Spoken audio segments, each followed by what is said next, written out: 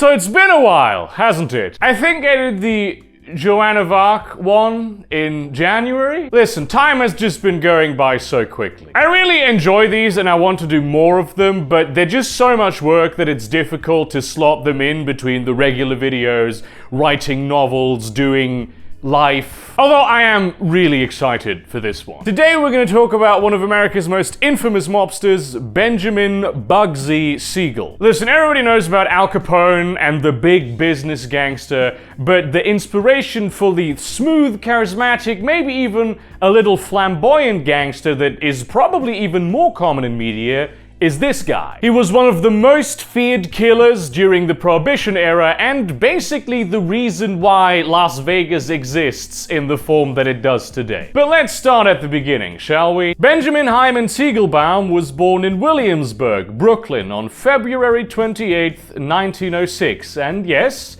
his second name is actually Hymen, written exactly the way that you would think it is. His parents were Jewish immigrants from Eastern Europe and, like most at the time, working class to the point of abject poverty. Benjamin was a troubled kid, you might say, not in the killing cats in the backyard kind of way, but straight up in the just being a criminal from a very early age kind of way. He was a prolific thief, then he graduated to mugging, and ultimately to murder long before he ever became 18. At the time, a lot of merchandise would be moved on like these big pushcarts, and people would hawk them in the streets like a kind of moving market. And Bugsy, being only 14 at the time by the way, would show up, tell the vendors to give him $1, which in 2020 money is almost $26, so a good chunk of change for a street vendor for protection. And when they were like, "You 14-year-old child, what are you talking about? What do I even require protection from on this perfectly fine day?"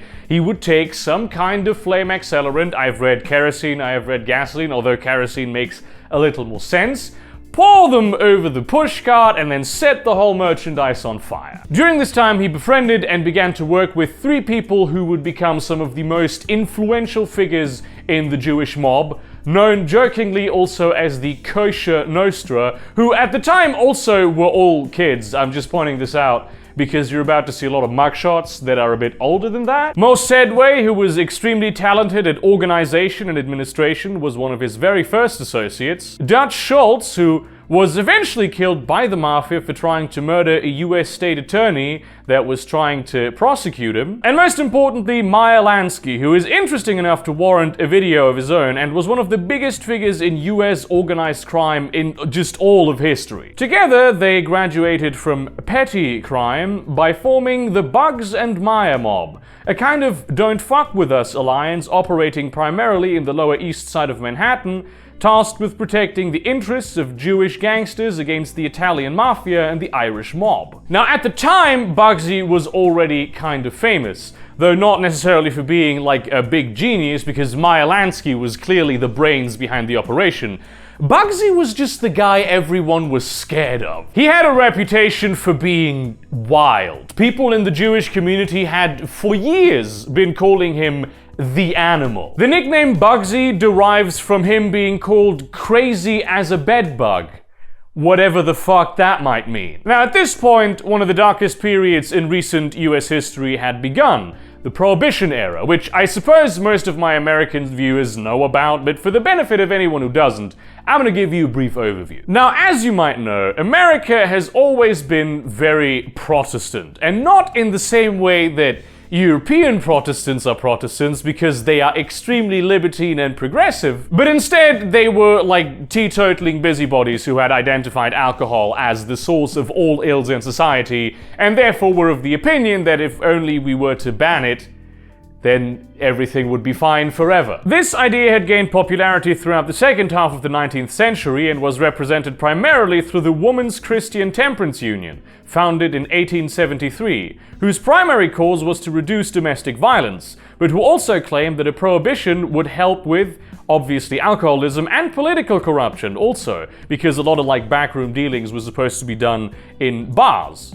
In the 20th century, the Anti-Saloon League became the poster child organization for prohibition, though the organization was still driven by the political engagement of women and became a symbol for women participating in politics, and many local administrations had already banned alcohol, sometimes for like half a century. At the time, the main political opposition to this were the Catholics and the Germans, who after World War I were not really enjoying that much popularity in America. In 1919, which is also the year that women gained the right to vote in the United States, the states ratified the 18th Amendment of the Constitution, and Congress followed suit by passing the Volstead Act, prohibiting all alcohol for non-medicinal purposes. It took effect on the 17th of January 1920, and immediately everyone stopped drinking. Just kidding! Actually, it turns out that making something for which there is so much demand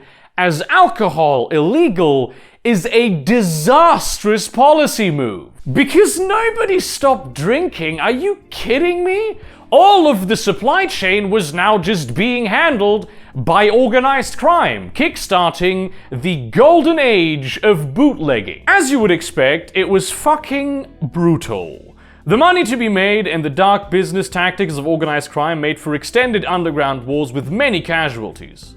Corruption was so rampant that all over the US mini narco states emerged, and ultimately, the only thing that wasn't utterly corrupted due to its sheer size was the federal government. The 18th Amendment was repealed in 1933, but the United States to this day bears its scars and vestiges. The culture around it is the reason why Americans are only allowed to start drinking when they are 21, and obviously everybody always does that. And it's also the reason why New Orleans is the only city in the whole United States where you're allowed to drink in public, which when I found out that you're not allowed to drink in public in the United States, I found that very weird, but it turns out here in Germany is one of the few places in the world where it's actually legal to do that everywhere, and people don't consider it a weird sight. Although in the United States, there is an enforcement sort of compromise that isn't really codified in like proper law, that if you hide the alcohol you're drinking in public in like a brown paper bag,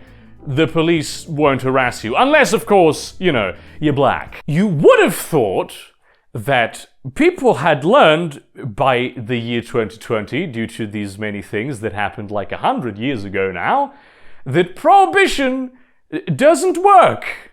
But apparently, this is not the case. But let's get back to the golden era of organized crime, shall we? Now, I said earlier that the Bugs and Meyer mob protected Jewish organized crime interests from Italian organized crime interests. However, there is one notable exception. Charles Lucky Luciano was a member of the American Mafia, and a very promising one at that, but he had been mentored by Arnold the Brain Rothstein, basically the inventor of modern high-profile organized crime, and the head of the Jewish mob.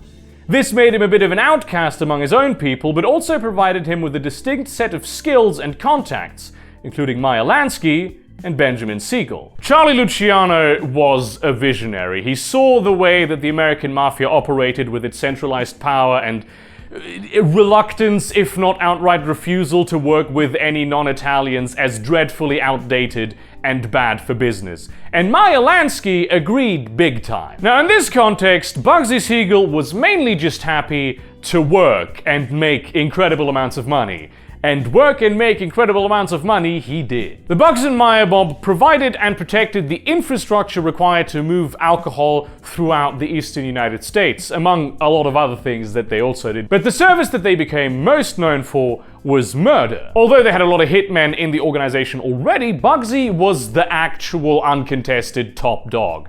He was involved in pretty much all of the murders as the executive person that was in charge. He was known to be utterly fearless, very quick on his feet, a tactical genius who would pull off insanely dangerous stunts with an almost terrifying consistency. He became immensely wealthy off bootlegging, racketeering, and murdering people. And you know, he started dressing in fancy suits, nice watches, became a staple of New York City nightlife, and moved into the Waldorf Astoria Hotel. In 1929, he married Esther Krakauer, with whom he had basically been since his teenage years.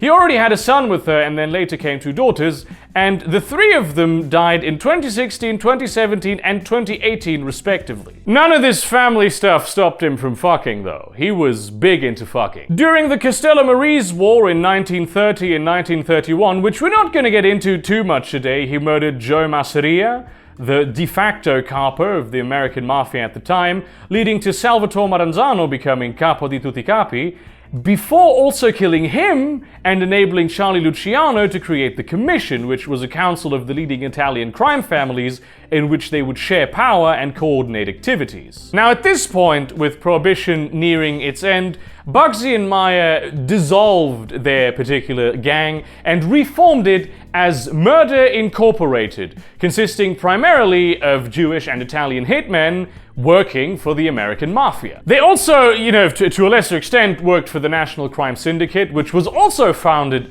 by Luciano in order to coordinate activities with Jewish and Irish and other non-Italian organized crime elements in the United States. Although nominally headed by Lepke Buchalter and Albert the Mad Hatter Anastasia, Bugsy was still taking care of the day-to-day operations, and as a founder, was an incredibly powerful figure not only within the organization, but also organized crime throughout the United States as a whole. After the death of Arnold Rothstein, the Jewish mob itself was caught up in a major power struggle, and Bugsy, as well as Meyer Lansky, had a particular problem with one Waxey Gordon, who might have become Rothstein's de facto successor had it not been for the fact that Bugsy and Meyer fucking narked on him to the IRS of all people, leading to his arrest for tax fraud. As revenge, he hired the Fabrizio brothers, who were hitmen independent of Murder Inc., to kill Siegel. Instead, it was the Fabrizios who ended up dead. Still, things were kind of dangerous for Benjamin Siegel now on the East Coast, so they decided that he would be doing full-time now something that he had been doing more occasionally, which is strengthening the grip of the National Crime Syndicate and the Commission on the West Coast. So he took his wife and kids and relocated to Los Angeles, where after Prohibition, the name of the game was not so much booze as it was gambling. Now, gambling has always been a very interesting legal area, especially in the United States, where the laws would be very different, sometimes from municipality to municipality. There were a lot of overlaps, a lot of legal gray areas, and a lot of spaces that were very safe to do money laundering in. And from his role of being a crazy mob hitman, Benjamin Siegel actually very perfectly transitioned over into the smooth mafia diplomat, knowing when to be charismatic and when to apply pressure. He also began an intense affair with Virginia Hill, a gangster working with Luciano and Al Capone, whom he had met before in New York, where they'd already slept together, but things got really heated while in LA. In 1938, he was dating an Italian socialite who took him to a home country to meet, you guessed it, Benito Mussolini. And the first thing Bugsy wanted to do when he met the poster child of fascism was to sell him weapons. He also met Joseph Goebbels and Hermann Göring on his trip, and he didn't like them at all, to the point where he wanted to kill them. He was, after all, Jewish. He also engaged in the good old-fashioned mobster tactic of gaining control of trade unions, especially the ones associated with the film industry in Hollywood, and then making them strike until he was paid ransom money by the studios. This kind of relationship between organized crime and trade unions in the United States is one of the big reasons why they have such a bad reputation over there. He befriended a lot of very famous film stars in Los Angeles, and also other high society people from the West Coast, like for instance, Frank Sinatra, who was also just in general very intertwined with organized crime as one of their pet artists. And you might think that they had no idea that he was this gangster, but they absolutely knew. Everybody knew that Bugsy Siegel was a hitman working for Lucky Luciano. It's just that Hollywood has never given a shit about that kind of stuff. In 1939, he assassinated Harry Big Greenie Greenberg because he'd been threatening to leak information to Thomas E. Dewey, the same state attorney that Dutch Schultz had been murdered for wanting to murder. Dewey was often protected by the more rational elements of Luciano's commission because, frankly, he was a bit too high profile for a hit. But he did also end up being the guy who took them down, so maybe Dutch Schultz had a point. Bugsy was almost put in prison in the ensuing murder trial, but was ultimately acquitted due to a lack of concrete evidence. Also on the job had been Whitey Krakauer, who many speculated that because he was Bugsy Siegel's brother-in-law, this ultimately was a big catalyst in why his marriage to Esther Krakauer ended. Except, you know, Whitey Krakauer wasn't actually related to anyone. He just happened to have the same surname as Bugsy's wife. Still, Bugsy's reputation among the media elite was somewhat ruined, so he decided to go to an insignificant little town in the Nevada desert called Las Vegas. Or rather, an even less significant town called Paradise, because gambling wasn't actually legal in Las Vegas. Now at this point in time, it really was barely more than a town, but a man called William Wilkerson had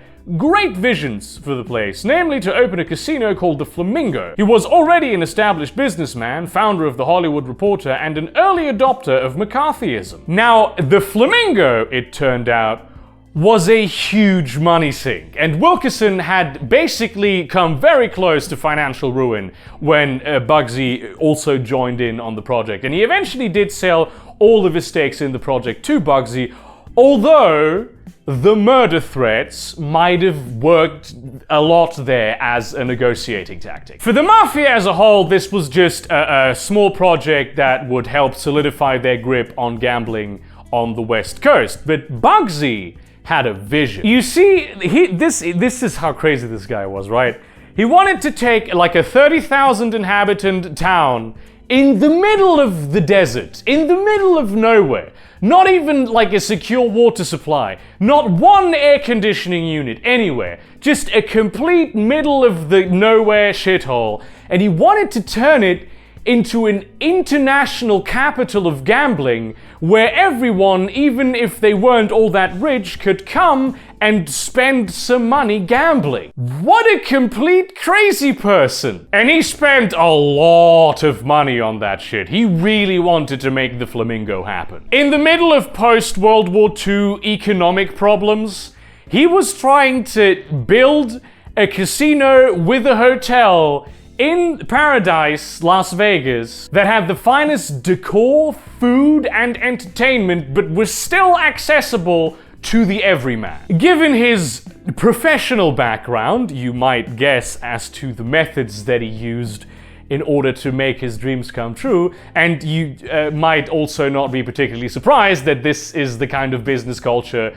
that Las Vegas casinos have to this day, given that Bugsy Siegel was their very first big mogul. And lo and behold, after all this hard work, the dedication, the American dream, the Flamingo finally opened and was a complete failure. Nothing was really up to snuff. The celebrities that had been pressured by Bugsy to come over and check out his cool Flamingo were very disappointed, and the air conditioning didn't even work most of the time. The first couple of weeks, the casino was losing an immense amount of money, and so like any good businessman, Benjamin closed the casino, but then poured immediately just more massive amounts of money into it even. The mob did not like this very much, especially given that in order to finance his pet project, Bugsy had been skimming a little bit off the top of the profits from the California operation that he had built for them,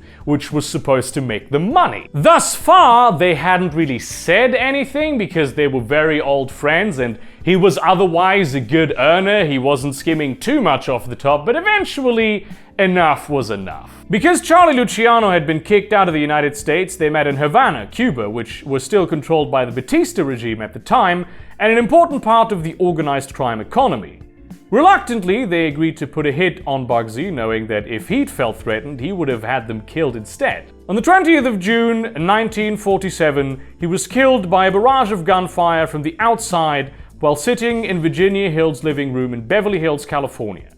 He was 41 years old, and nobody knows who actually ended up killing him. Mo Sedway took over the Flamingo Hotel and Casino, which was at this point, after its second opening, turning a solid profit, and managed to turn Las Vegas into the exact thing that Bugsy had envisioned it could be. He was buried in the Hollywood Forever Cemetery and has a commemorative monument, statue type plaque outside of the wedding chapel of the Flamingo. Also, he appeared as a historical domain character in just countless of movies, and also served as the inspiration for a lot of characters in gangster flicks. He's just such a quintessentially American figure who is the origin of so many of the media tropes that I'm surprised that a lot of people outside of the film bubble and the crime junkies bubble don't really know about it. But obviously, given that he was an organized crime boss and a professional hitman, obviously